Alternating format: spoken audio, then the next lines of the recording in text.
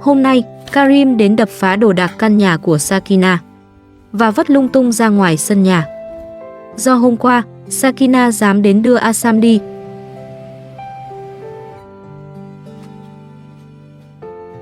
Sinh tồn tự nhiên review, hãy đăng ký và theo dõi chúng tôi. Đây là động lực to lớn để chúng tôi tạo ra những video thật ý nghĩa gửi đến người xem. Chân thành cảm ơn. Hôm nay, nhiếp ảnh gia vẫn đến nhà Sakina như mọi khi. Ngay từ lúc vừa bước vào sân, Asam đã chú ý đến chiếc máy quay. Cậu bé dường như rất thích nhìn hình ảnh của mình qua ống kính nên cứ liên tục tiến lại gần. Nhiếp ảnh gia mỉm cười rồi nói: "Đợi một chút nhé, chú sẽ đưa máy quay ra phía trước." Không khí buổi sáng lúc ấy vẫn còn rất bình thường. Sakina đang chuẩn bị cho một chuyến đi vào thành phố. Cô nói rằng hàng tháng, chính phủ vẫn có một khoản hỗ trợ dành cho những gia đình có hoàn cảnh khó khăn. Hôm nay, cô muốn tranh thủ khoản hỗ trợ ấy để mua một số đồ dùng thiết yếu cho gia đình. Sakina nói: "Bây giờ tôi phải đi mua sắm." Nhưng cô không thể mang tất cả các con đi cùng. Vì vậy, Sakina quay sang nhờ Hasti, cô bé hàng xóm vẫn thường xuyên sang giúp mình. "Con ở lại với Asam nhé. Cô đi mua sắm rồi sẽ quay lại. Con có thể chăm Asam giúp cô không?" Hasti ngoan ngoãn đáp: "Vâng." Nhiếp ảnh gia hỏi: "Bố của Parisa có đến không?" Sakina nói: "Có, bố của Parisa sẽ đưa cô vào thành phố." Trước khi rời đi, Sakina còn dặn Hasti: "Trông Asam giúp cô. Nếu có thời gian thì tưới cây trong vườn luôn nhé." Rồi Sakina nói với Asam: "Con yêu, mẹ sẽ quay lại ngay." Một lát sau, Sakina lên xe của bố Parisa. Chiếc xe rời khỏi khu dân cư và hướng vào thành phố.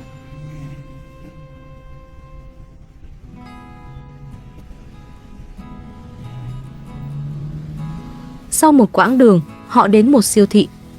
Bố Parisa nói: "Cô cứ vào mua sắm đi.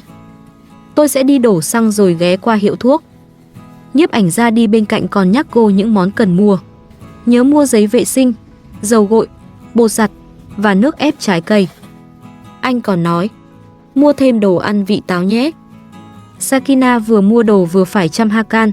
Cô nói: "Bế Hakan lên một chút. Cho con ăn sáng." Mở hộp ra đi. Một chuyến mua sắm rất đơn giản.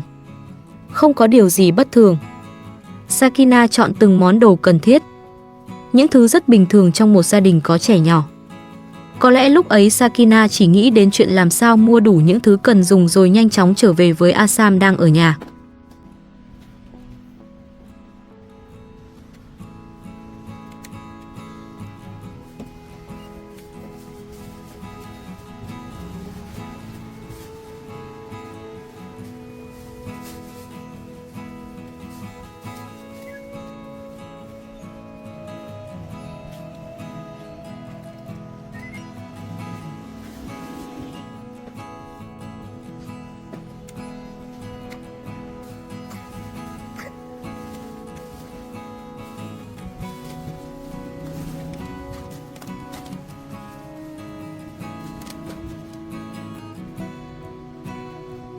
Sau khi mua sắm xong, cô mang tất cả túi đồ ra xe.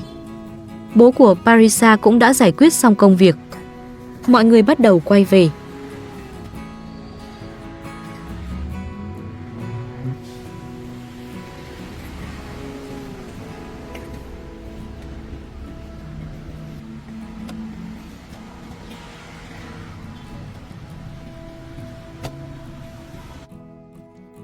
Khi chiếc xe dừng trước nhà, Sakina cảm ơn. "Cảm ơn anh. Đi đường cẩn thận nhé."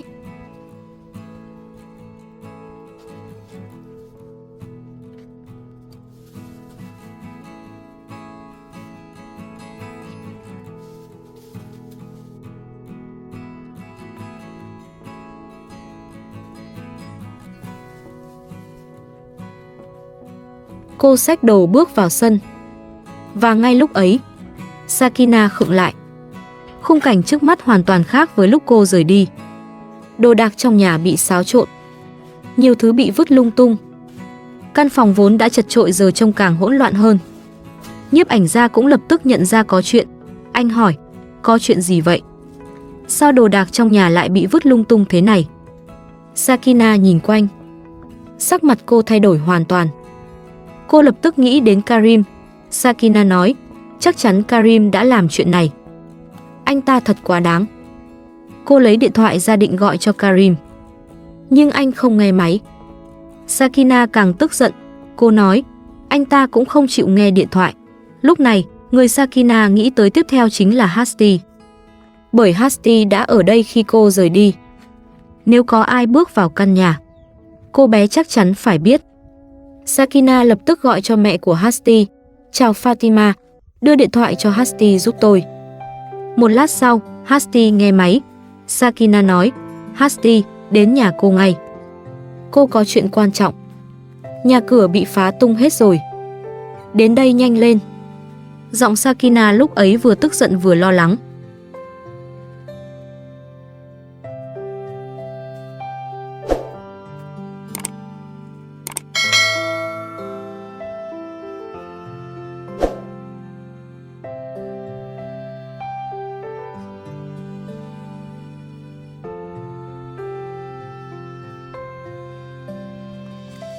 Một lúc sau, Hasti vội vàng chạy sang. Sakina gọi, Hasti, lại đây.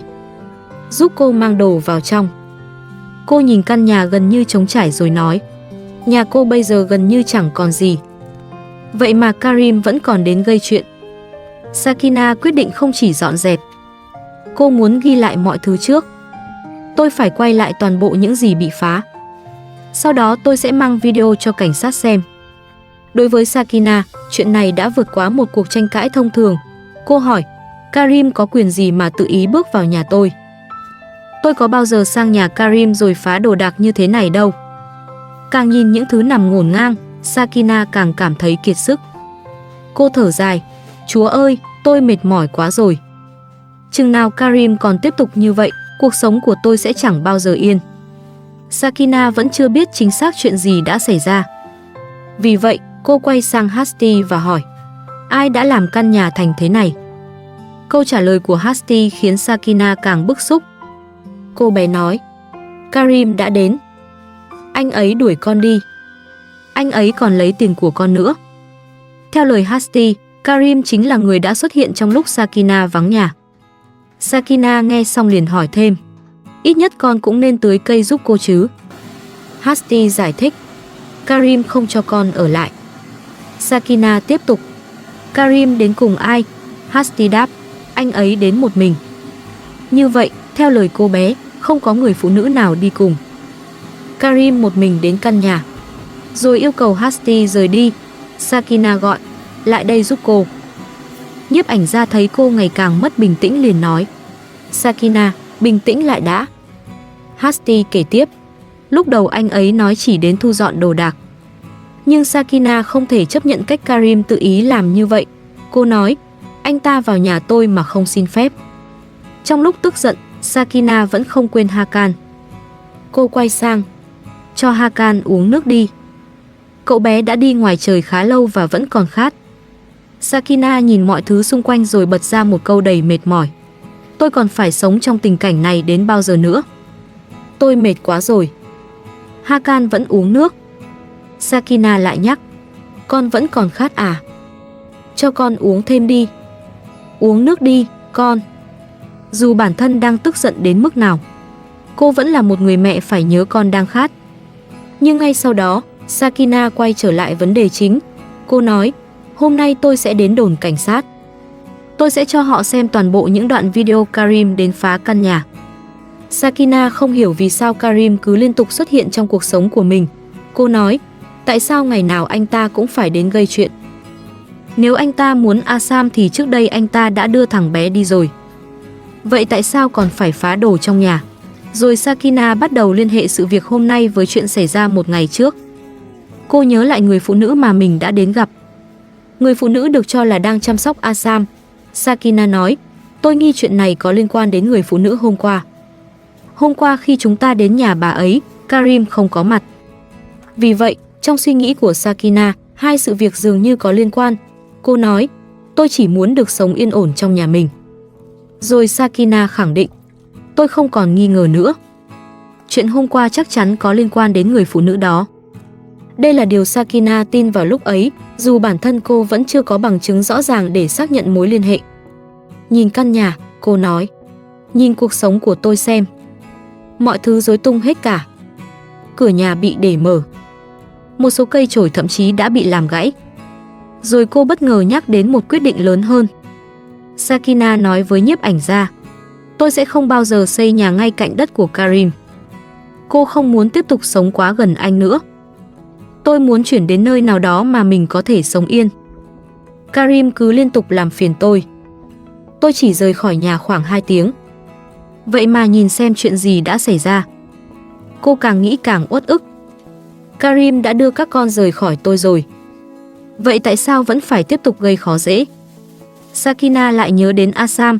Cô hỏi, tại sao anh ta lại giao Asam cho một người phụ nữ lạ chăm sóc? Tại sao hai con gái không được đưa đến đó? Tại sao chỉ có Asam? Đó vẫn là câu hỏi cô chưa có lời giải thích. Sakina nói, tôi không muốn Asam sống cùng một người phụ nữ xa lạ. Karim lúc nào cũng lấy Asam làm lý do để đi khắp nơi. Rồi cô quay lại câu chuyện mảnh đất. Tại sao tôi phải xây nhà ngay cạnh đất của Karim? Xây nhà ở đó còn ý nghĩa gì nữa? Trong lúc quá tức giận, Sakina thậm chí nói, tôi không muốn mảnh đất đó nữa. Hủy bỏ mọi kế hoạch đi. Có lẽ đây là lời nói xuất phát từ sự kiệt sức hơn là một quyết định đã được cân nhắc kỹ. Bởi Sakina đã mất quá nhiều thời gian để chờ giấy tờ cho mảnh đất mới. Cô từng hy vọng nơi đó sẽ trở thành một mái nhà an toàn cho 3 đứa trẻ. Nhưng nếu nơi ấy lại nằm quá gần Karim, Sakina sợ mình sẽ không bao giờ thoát khỏi những cuộc tranh cãi hiện tại. Dù rất tức giận, đồ đạc vẫn phải được dọn. Sakina bắt đầu nhặt từng thứ lên. Cô gọi, Hakan, đừng làm phiền mẹ nữa. Rồi nói, mang phần thức ăn còn lại đây. Mang mì Ý lại đây. Cô vừa dọn vừa hướng dẫn. Sắp xếp mọi thứ cho gọn. Cất đồ vào tủ. Bột giặt để riêng sang một bên. Căn nhà dần trở về trật tự. Nhưng tâm trạng Sakina vẫn chưa thể trở lại như cũ. Một lúc sau, cô bắt đầu chuẩn bị bữa trưa. Dù chuyện gì xảy ra, Hakan vẫn phải ăn. Hasti đã giúp cô từ lúc quay về nên Sakina cũng mời cô bé ở lại. Sakina hỏi, con có ăn trái cây không? Hasti đáp, có ạ. Sakina nói, mang bánh mì lại đây. Lấy bát đĩa ra.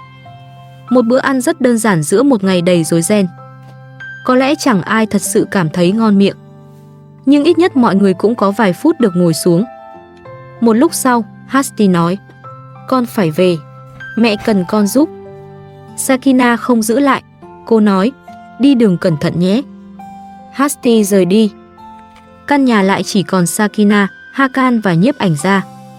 Sakina bế con trai vào trong. Cô vẫn chưa quên chuyện báo cảnh sát. Sakina nói, nếu hôm nay không đến được đồn cảnh sát, thì ngày mai chúng ta sẽ đi. Tôi phải biết Karim đang định làm gì.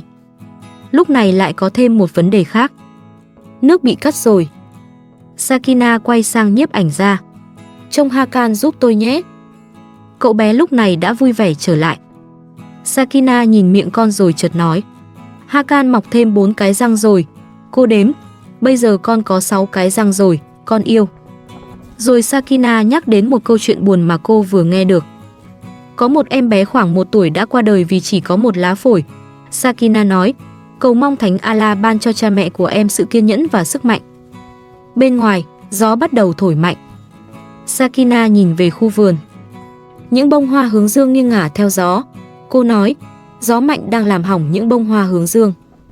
Nếu Sakina thật sự quyết định không xây nhà trên mảnh đất gần Karim nữa, ba mẹ con cô sẽ đi đâu? Liệu cô có tìm được một nơi khác đủ an toàn trước khi phải rời căn nhà hiện tại? Hay chỉ trong vài ngày tới, Sakina lại phải đứng trước một lựa chọn khó khăn hơn bất cứ điều gì đã xảy ra hôm nay? Không ai biết. Chỉ biết rằng lúc này, Hakan vẫn ở bên mẹ. Căn nhà đã được dọn lại phần nào. Nhưng cảm giác bình yên mà Sakina luôn tìm kiếm vẫn chưa thể quay trở lại.